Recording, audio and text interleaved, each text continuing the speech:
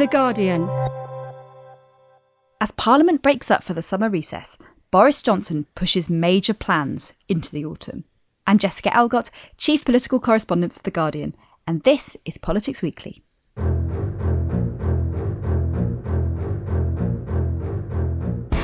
Hi folks, like so many hundreds of thousands of other people across the country, I've been pinged, I've been asked to self-isolate. With the Chancellor, the Health Secretary and the Prime Minister self-isolating, it has proved once again impossible to reach a final agreement over a crumbling social care system. Social care was only one of Boris Johnson's big themes that he saw as central to his political project. Another one was levelling up. It's an outrage that a man in Glasgow or Blackpool has an average of 10 years less on this planet than someone growing up in Hart in Hampshire or in Rutland.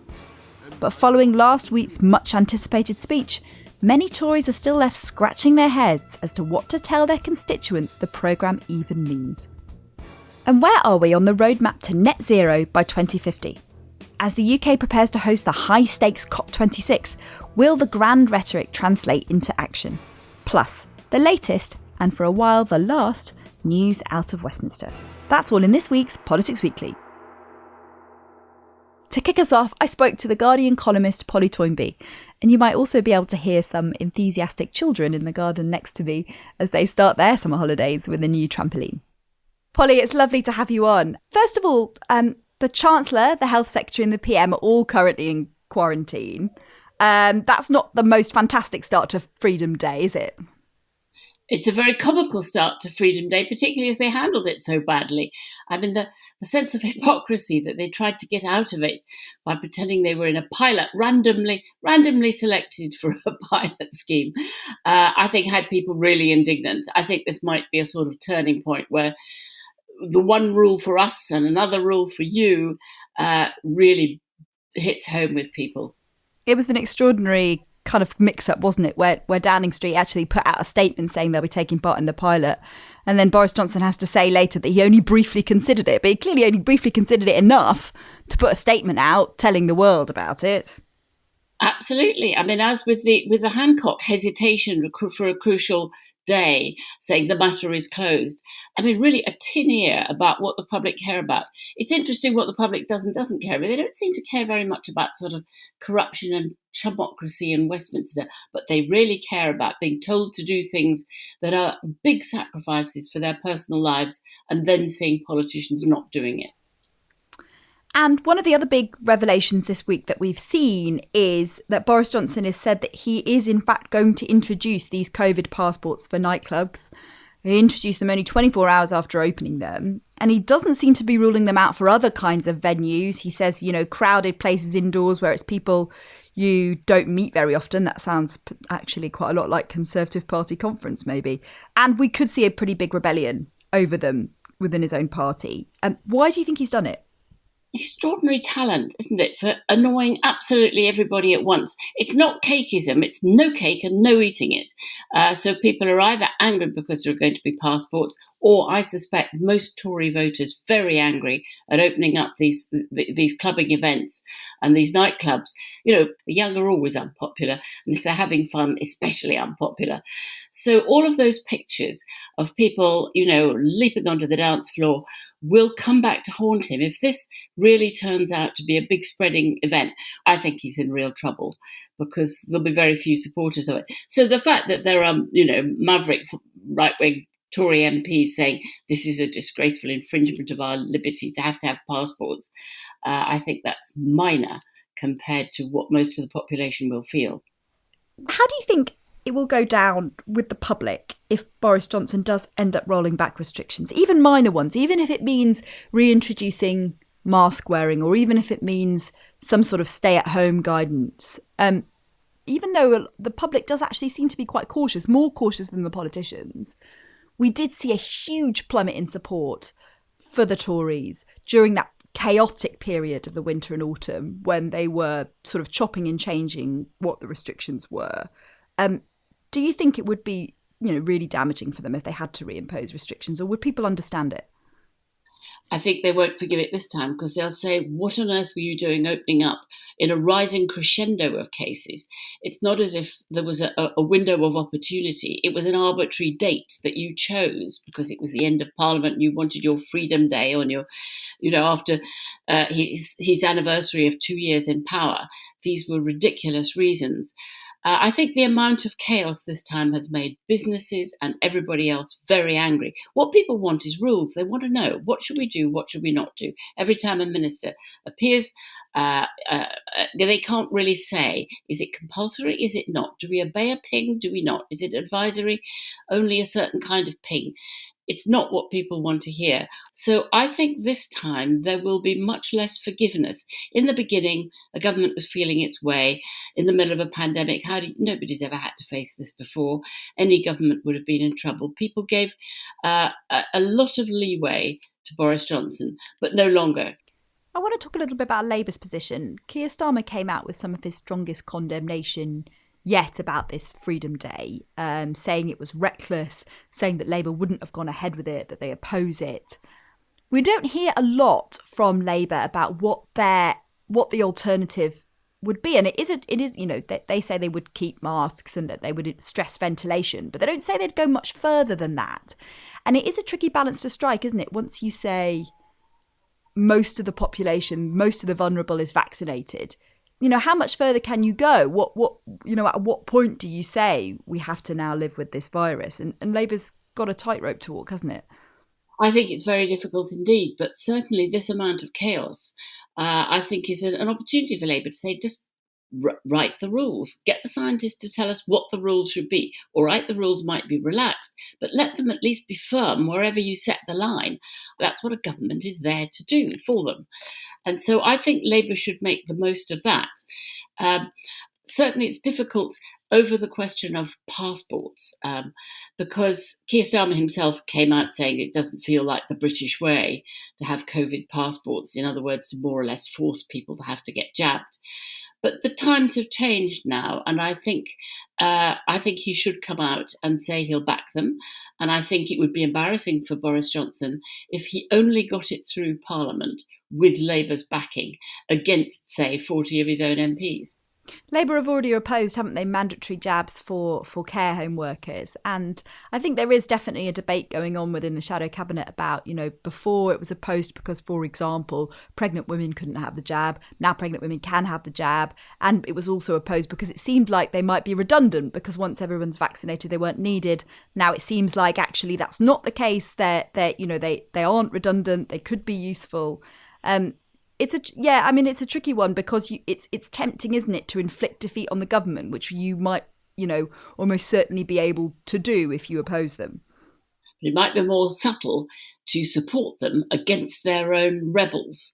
It would be, I think, more shocking perhaps than the usual old opposition to take a wise judgment on this.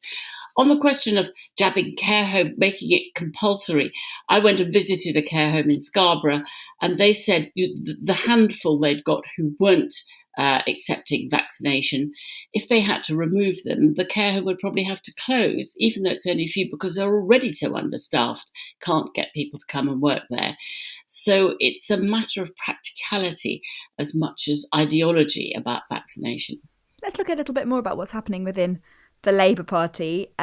Last night, Labour's ruling body voted to oust for what they're described as far left factions, groups that, have had, a bit of a torrid history in terms of the anti-Semitism allegations that, have obviously dogged the party for several years, factions that are supportive of the former leader, Jeremy Corbyn, and anyone found to be a member of these groups will be automatically expelled from the Labour Party.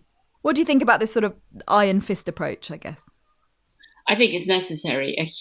Quite a wave of people joined Labour for Jeremy Corbyn who had never really been Labour people and who do belong to all these little groupuscules that are opposed to Labour. They're trying to take it over. And in the end, they have to be rooted out. They can make an awful lot of trouble for local parties that are driven mad by it. I think Labour's in a really difficult place at the moment because it's having to spend a fortune on these legal cases about throwing people out over anti-Semitism. It hasn't got much money. It's having to lose a lot of staff due to its lack of funds. And I think, you've just got to be tough about the finances, ready to fight an election that could be as soon as next year. I think they've got to save everything they possibly can for a proper election fight. I mean, I suppose there is an argument, isn't there, to say that you should actually treat people as individuals. If people have individually broken the rules on anti-Semitism, I know there's also been, some concerns about conspiracy theories about Syria that's been spread. But do you think it's right to do it on a kind of prescribing the entire group? Should it not be done on the the actions of individuals in these groups on a case by case basis? No, I think what was learnt from Militant back when Neil Kinnock took a firm stand is that you actually have to say, if you belong to this group, this means you're subscribing to that kind of stuff, which just doesn't sit with the Social Democratic Party. And, if it is anti-Semitism, it is conspiracy theories, if it is determined to capture the Labour Party as its main aim, that's just not democratic. And I think you can't have people in those groups. You belong to the Labour Party, not to factions. And there are obviously people who belong to left-wing groups in the Labour Party who are supporters of Jeremy Corbyn and who don't subscribe to these kinds of conspiracy theories and don't like anti-Semitism, but they also don't really like the leadership of Keir Starmer. And, people who are members of Momentum or members of the LRC, which is chaired by John McDonnell. And they genuinely fear, and Momentum put out a statement as such, that they're next, that there is a sort of a view that the whole of the left must be purged from the party. Do you think they're right to worry about that? Not really, because that would be such a huge effort. And I don't think it's right either. Look at how split the Tory party is in many different ways. I think, I really don't think you go, throw out John McDonnell. I mean, no, of course not. The Corbyn case was very particular because he would not apologise for what he had done. And that's a particular one-off. And I don't think you can take on the whole of the left because the party has always been the left and the right. Its whole history. Harold Wilson had to navigate this. Any leader of the Labour Party, any leader of the Tory party has to navigate the fact that because we don't have a proportional representation system, have these big portmanteau parties that sweep up from right to left across the spectrum, and it's a nightmare, and it shouldn't be that way. But while we have the first past the post system, that's how people have to cohabit. And finally, Polly, summer recess is almost upon us. Do you think we'll get a break from political news, or is it going to be a busy summer? It often is, even unexpectedly, isn't it? It is. It doesn't all happen at Westminster. It's going to rumble on all through the summer. There is so much. Very often this is the week when they sneak out all kinds of unwelcome announcements. Actually, what's happened more this week is shoving them all away into the next session, particularly the great big social care eruption, because there's no way that they are going to come up with any solution to that will satisfy most people, and it's going to be politically explosive. So that'll rumble on through the summer. Certainly the whole question of spending and taxing with an autumn review coming up, and huge cuts in prospect for nearly all the public sector. And tax rises, I'd have thought, inevitable. So I think the summer will be a time of ferocious debate within the Tory party, and Labour must be there to capitalise on it. I don't think anyone's going on holiday. That's great, and we're also going to examine that later in the show. Thank you ever so much, Polly. It was lovely to chat to you. Thank you. After the break, what lies at the heart of Boris Johnson's premiership? We'll be right back.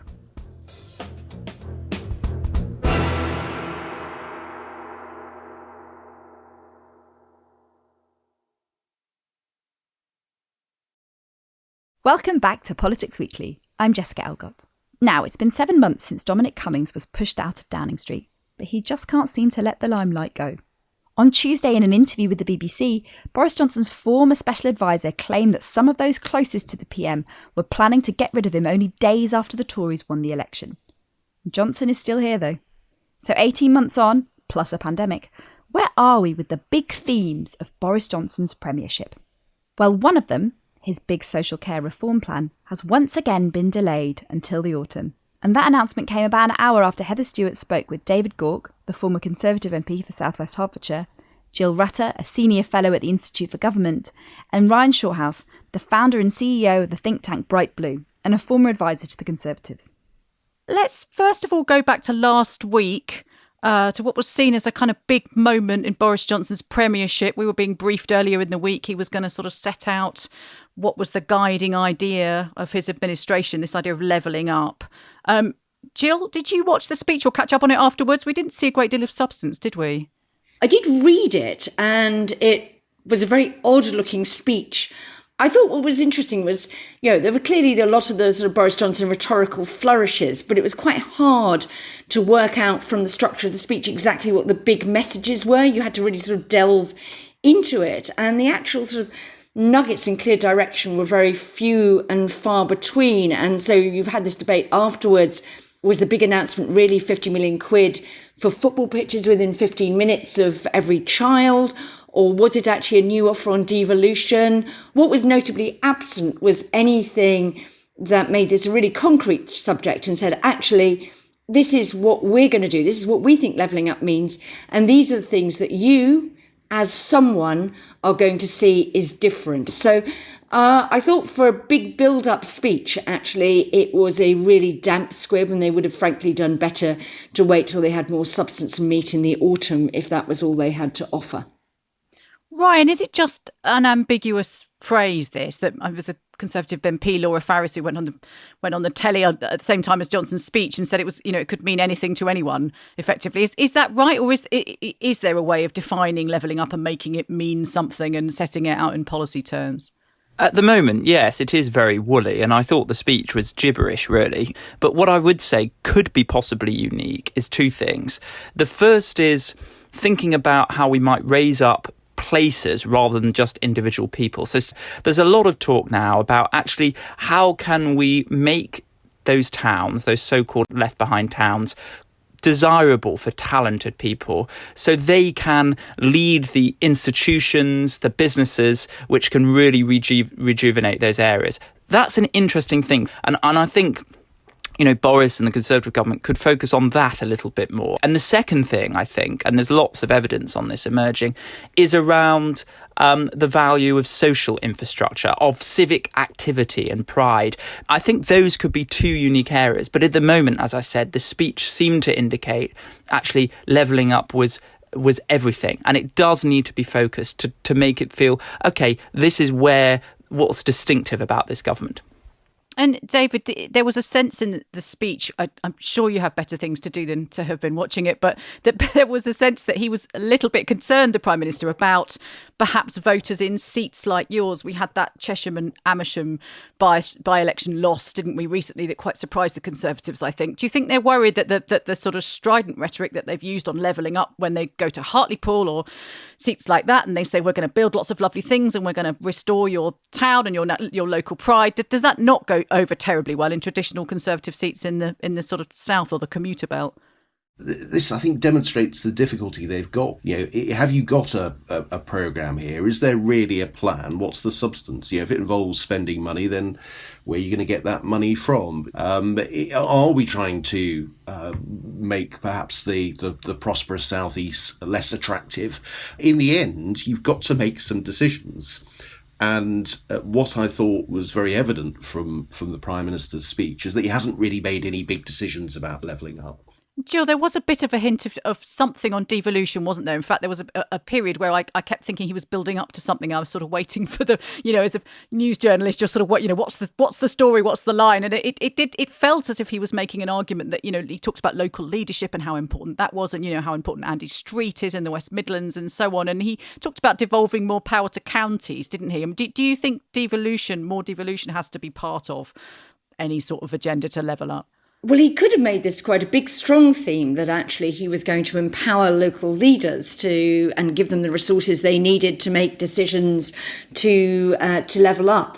But it seemed to still be stuck a bit in the sort of paradigm that the government has always had, and not just this government, previous governments, that they're prepared to devolve, but only they sort of devolve if you come to central government with your programme and central government approves it, and then will give you the powers and some of the resources to go ahead on that basis. What did seem to be interesting is that one of the reservations that Conservatives have obviously had about the devolution agenda to the big cities is they've given sort of a new generation of Labour politicians, or you might say recycled Labour politicians, a new platform on the national stage, whether it's Andy Burnham, Sadiq Khan, Steve Rotherham. I mean, that's why you look at Andy Street and Ben Houchen as the sort of Conservative breakthroughs in becoming metro mayors.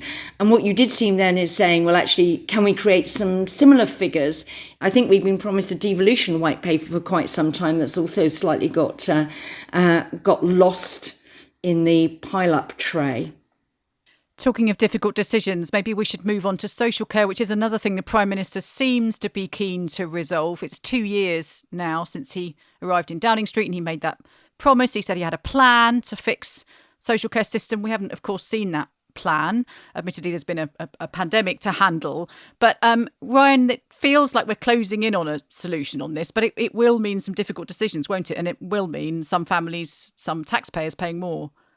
I mean, what is now being touted is this idea of additional national insurance to pay for additional social care, which kind of mirrors what Gordon Brown did when he talked about an extra 1% for the NHS all those years ago. You know, I do think we need to get some money from somewhere, and you know, taxing might be a good idea. I do think there are other ways that you might tax, for example, on inheritance. And this was tried through the 2017 Tory election manifesto, infamously. And, you know, people think that was largely to blame for Theresa May's loss of the Tory majority.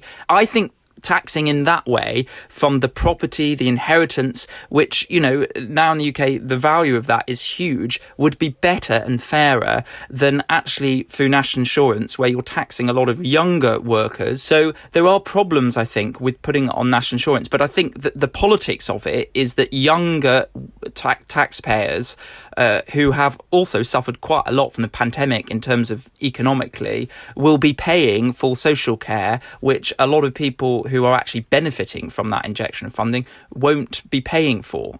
David, you were Treasury Minister. What would you be advising the Prime Minister to do? He obviously sat around the table, didn't he, with Sajid Javid and Rishi Sunak last week to sort of bash out a solution to this, although they seem to have just succeeded in pinging each other for COVID. But what would you be recommending? Yeah, I mean, it's a complete con. I mean, when I was the Minister for Tax, I didn't really like national insurance contributions because of the inherent dishonesty about it. I mean, the both employers and employees, national insurance contributions, they are taxes on employees. It means that, you know, people take less home in pay than they otherwise would. In many respects, it's just like income tax, except it's got a different base, it's collected in a different way, and people don't think it's like income tax. So governments of all colours tend to find it an easier way, a politically easier way to raise revenue. But there are lots of distortions, as Ryan says. So 1p on income tax would be a better tax policy, but it would probably be worse politics. Let's move on to another area Boris Johnson often talks about when he's, you know, discussing the sort of themes of his premiership or his administration, which is the climate crisis. The ambitious goal towards achieving net zero. It was Theresa May who legislated for that, of course. Ryan, he has the COP26 summit coming up, doesn't he, in the autumn? That's going to be a huge moment, isn't it? And I think he's hoping that achieving a successful deal there, you know, will sort of change the face of his premiership a bit, but also will show that Britain can still play a role post-Brexit, you know, sort of globally and outward looking, and can still kind of achieve things as an internationalist country. Yeah, I mean, I think beyond COVID, there's sort of two big kind of issues that the Prime Minister is trying to be associated with is levelling up and the green agenda. And, I think politically there's a feeling that the Green agenda could reach out to those more younger, centrist voters. There is, a lot of energy and rhetoric behind the Green agenda. And I don't yet think the government, despite the kind of soaring rhetoric, haven't quite got the policies right to help people, particularly those on low and middle incomes. So if we are going to meet net zero emissions, we're going to have much stronger policies. Jill, does that feel right? We've not got the policies really to back up the overall aim? You need to give policy certainty, because the way of putting up the costs on this is if people think you're going to chop and change policies. And the Green Homes Grant is really, really interesting. The Green Homes Grant, as Ryan said, a successor to the ill-fated Green Deal, was designed to get households to take up energy efficiency measures, but the Treasury wanted it to be a green recovery measure. So they wanted the money out of the door very quickly, but you had to do really complicated measures very quickly. And they didn't look and say, well, actually, where are the suppliers for these measures? You need to grow the supply side as well if you're going to do these things successfully. And you need sort of long-term plans. These aren't short-term fixes. This is about a massive transformation of the economy, and ministers don't look as though they're sort of quite grasped the dimensions of the implications of their commitment to net zero yet, and they need to do that pretty quickly. David, I wanted to ask you before we come to a close. We've looked at quite a few different aspects of Boris Johnson's political project, if that's what it is. I wonder how you think Conservatives or Conservative voters in constituencies like the one you used to represent will be thinking about this government. It's been the COVID government, hasn't it? Now Boris Johnson's trying to redefine it in some other ways, but he's also doing things like cutting the aid budget, which has, caused quite a big revolt in your party. I wonder what you think voters like yours will be thinking when they look at Boris Johnson's performance. I think we have to remember that the biggest asset that Boris Johnson had in 2019 was Jeremy Corbyn. And that's obviously no longer the case. And I think there were a lot of, could be described as a sort of more moderate, liberal Conservative voters who stuck with the Conservatives in 2019, not out of any great enthusiasm for Boris Johnson. They did prefer him to Jeremy Corbyn, but they weren't necessarily enormous admirers of him. And I don't think there's anything that has happened subsequently that is likely to have warmed them towards the Prime Minister. And as we saw in the Chesham and Amersham by-election, if there is a choice, if there is an opportunity to go elsewhere, if these voters feel that it is safe to vote for somebody other than the Conservatives, quite a few of them will do that. Now, that's probably not going to be enough to really cause panic for the Conservatives. But I think there is a problem here. You look around the cabinet table, there isn't somebody who's pursuing a really interesting, innovative policy prospectus. Keir Starmer seems to be missing a trick, which is there's not enough excitement and thought being put into a policy prospectus. It feels like he's playing safe. But because the government is tired, I do think there is an opportunity for Keir Starmer and the Labour Party. I think about the Cameron and the Conservatives before 2010. They had loads of policy reviews covering areas which were not traditionally associated with the Conservative Party. Quality of life, there was a review on that. It felt that there was a lot of energy and momentum and fresh ideas around it. And it just feels that Keir Starmer hasn't done that and therefore isn't doing as well as he could be. Because, like I say, that's what I feel about this government. It's tired and COVID is actually helping it. I think we've concluded that we all very much need the long summer recess on both sides of the House of Commons. Thank you all very much. David Gauke, Jill Rutter and Ryan Shorthouse. Thank you. Thank you. Thanks. And that's all from us this week. Make sure to listen to Friday's episode of Politics Weekly Extra as Joni Grieve speaks to Sam Levin about the push by state Republicans to pass multiple anti-trans bills into law and what Biden can do to stop them at a federal level. But for now, I want to thank our guests, Heather Stewart, Polly Toynbee, Ryan Shorthouse, Jill Rutter and David Gauke. The producer is Yolene Gaffan and I'm Jessica Elgott. Please look after yourselves and thanks for listening.